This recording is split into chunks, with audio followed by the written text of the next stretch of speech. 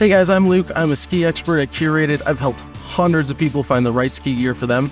And today I'm reviewing the Nordica Unleashed 98. And just so you guys know, I am not sponsored by any brand, so all of these reviews are completely unbiased. And don't forget, if you want help finding the right ski for you, go ahead and hit that link in the description, and we'd love to help you find your next setup. So the Nordica Unleashed 98 is the mid-fat ski in Nordica's Unleashed lineup. There's the 90, there's the 108, and then there's this, the 98.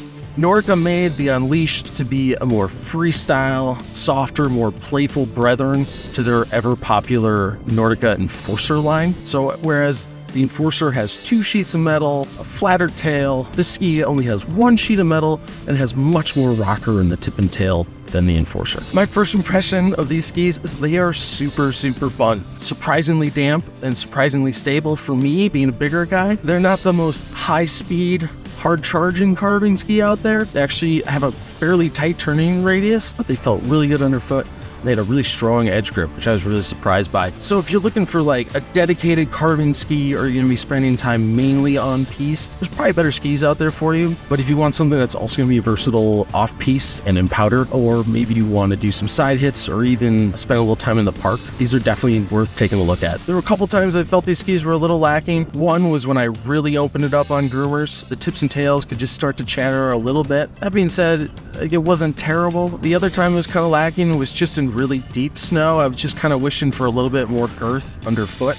But that was kind of a trade-off because these actually felt much more nimble than the wider skis that I have been using. They were easier to flick around in the trees, easier to slarve and turn on than wider skis. And that's why I really enjoyed how versatile they were. We did get to go off some natural hits and cornices. They feel really good in the air. They're really easy to land on. Even though they do have rocker in the tip and tail, they have enough camber underfoot that they just have a lot of pop and rebound in them. Again, this is a more playful-oriented ski. As the day wore on and the powder got more skied out, the skis were just a little bit trickier to maneuver in more like variable snow and crud. They're just not quite as stable as some other options, but that's the trade-off. They're super maneuverable and fun in powder, so they just didn't perform quite as well as the snow got beat up. I feel like these skis would be great for, like an intermediate who is looking to progress rapidly, somebody who wants the option to go into the park as well. These would be great for someone who is looking to explore more